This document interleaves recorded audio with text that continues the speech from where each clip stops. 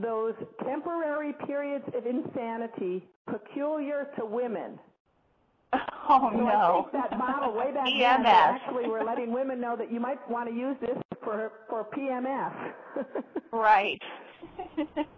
That's so funny. Well, anyway, you know, it was very safe medicine, and it was Harry Anslinger. The back then, you could consider him the drug czar, I guess, but head of the Bureau of Narcotics and Dangerous Drugs, who, you know, the alcohol prohibition ran out, and what else can we do? Well, let's go after this marijuana, which is what the Mexicans called it. There was a lot of racism, you know, and problems with the Mexicans. So they used the name marijuana, which the Mexicans, you know, that's their name for smoking the cannabis plant. And then, of course, the black musicians down in New Orleans and other places would use marijuana, and they called it reefer. So you've got your reefer madness techniques, and the newspapers were alive and well with all these crazy stories about people using cannabis and committing murder or going insane. And that's what we refer to when we say the reefer madness campaign. It was just all lies and distortions about this new drug called marijuana, which started the prohibition against cannabis. And to this day, most healthcare professionals, it's more common now, but I tell you, like in the 1970s, almost 99% of the healthcare professionals were clueless about what cannabis was. They'd never heard of that because it just got wiped from our memory, you know, just taken away out of the pharmacy books, out of any textbooks. And all we learned is healthcare professionals and anyone growing up in the schools of America, we learned about marijuana as this bad drug, a gateway drug, a drug of abuse. And we've been ingrained with that. And you can tell that people are now recognizing there's medical value, but they've still got these old thoughts. So the first thing we like to make sure people understand is it is cannabis. It's a plant that's been around for so long, and if you understand the name cannabis, you can research and find out all this history about its therapeutic use. Sure. At one time, I mean, they were plant is no known deaths. You know, aspirin.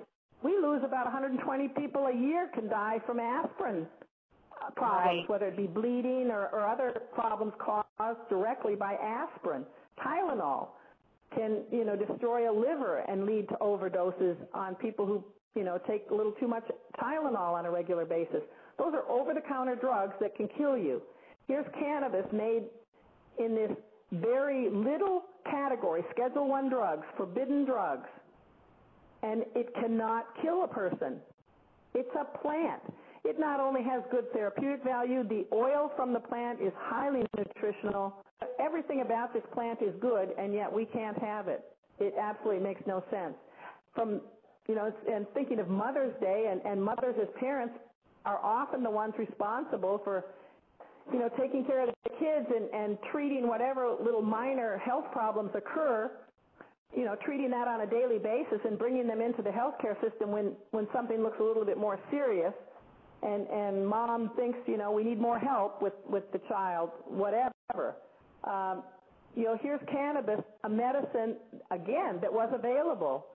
I've got another old bottle of a cannabis medicine for coughs, and it says something about safe enough, or I guess they had the taste was good enough, you know, that children even take it, and the dosage was something in the order of drops, so many drops you'd take, and it would say continue taking it until effects are experienced.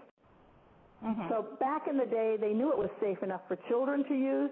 They knew it was safe enough that you titrate the dose. You know, if you don't have enough, wait a little while and take more if you need more. But they weren't worried about overdose. We knew those things. You know, and Patients Out of Time today is trying to bring back that science and help people understand what we do know and what we're learning about. Wonderful. Now, the other thing that Patients Out of Time, as I started to say, we began in 1995, and our basic mission is to educate healthcare professionals and the public about the therapeutic use of cannabis. One of the first things we did was we realized that you could get 1,000 people here, you could get 50,000, you could get 100,000 people to sign a petition to say to the federal government, we want this medicine available. But those numbers don't add up fast enough, and Congress isn't going to be moved by it. So we thought, let's try to get some organizations. And that's been quite effective, and it continues to go forward. But, today we now have the American Nurses Association that back in 2003 called for its, making it available for patients. We've got many, many state nurses associations, the American Public Health Association, the American College of Physicians. More and more organizations are saying this, and that does two things. One, it gives you bigger numbers when you've got an organization instead of an individual. But two, the people in the organization now have a bit of a safety net. They can talk about it a little bit more freely by saying that their organization supports it. Right, and I think in the public eye it gives the information more credibility. Exactly. The public wants to know, because that's what the government used to say. I mean, our drugs are, when General McCaffrey, Barry McCaffrey was the drug czar, he'd say, no healthcare professionals organizations support this, and he'd use stuff like the Multiple Sclerosis Society or the National Cancer Institute, organizations that depend on a lot of federal funding. And so we were able to quickly counter that with, no, that's not true. There are many, many organizations that support it, ones that have found, have heard the evidence, and they quickly recognize that it does have therapeutic value. Anybody in the healthcare field knows that most medications available today, the prescription, or anyone who listens to ads on TV, if you listen closely, they come with a lot of side effects, and some can be really dangerous and deadly. And yet they're still on the market for people to choose to use. Yeah, it's amazing. So that was the beginning of Patients Out of Time. Then in 2000, we started our series that continues today of biennial conferences. Every 2 years, we'll put on a conference with faculty from around the world who are doing research on cannabis. We just finished the 7th National Clinical Conference on Cannabis Therapeutics in Tucson, Arizona. It's accredited, meaning it gives continuing education credits for physicians, nurses, and other healthcare professionals. Our CME accreditation for physicians comes from the University of California, San Francisco's School of Medicine. And for this last conference, the continuing education credits for nurses came from the University of Arizona College of Nursing. So we do the accreditation to help healthcare professionals understand that this conference is going to present real science. It's met the criteria set by the AMA and the American Medical Association and the ANA, the American Nurses Association. The criteria they put up for any conference to meet the standards to qualify for continuing education. So we're able to do that. We are presenting real science.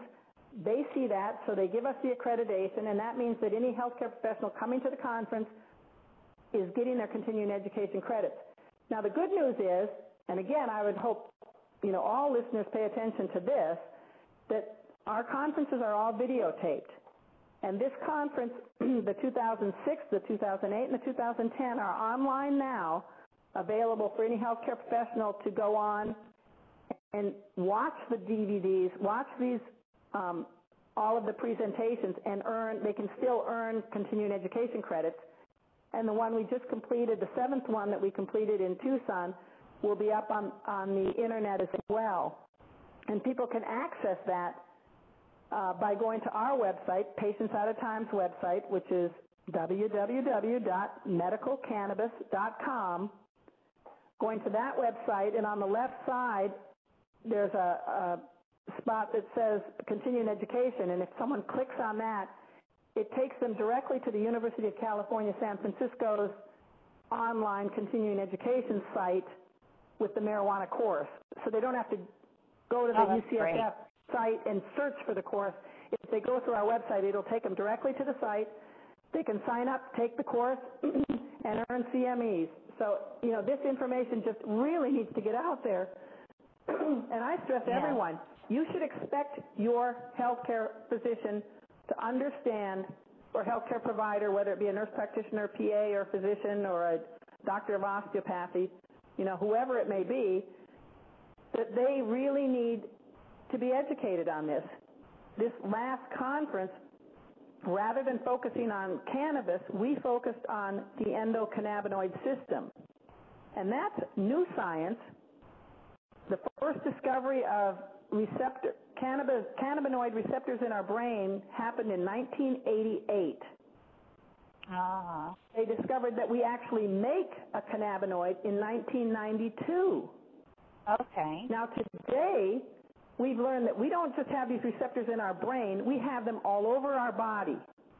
Right. Primarily, and they call them CB1 receptors in the brain, the central nervous system, and CB2 receptors that are more in the peripheral system, the immune system. But we've got receptors throughout our body, and we make at least 5 different cannabinoids. Right. And let me ask you this: isn't the endocannabinoid system? Isn't that the system that regulates all other systems in our body, the digestive, respiratory, pulmonary, all? In many ways, it has a role in about everything that happens in our body.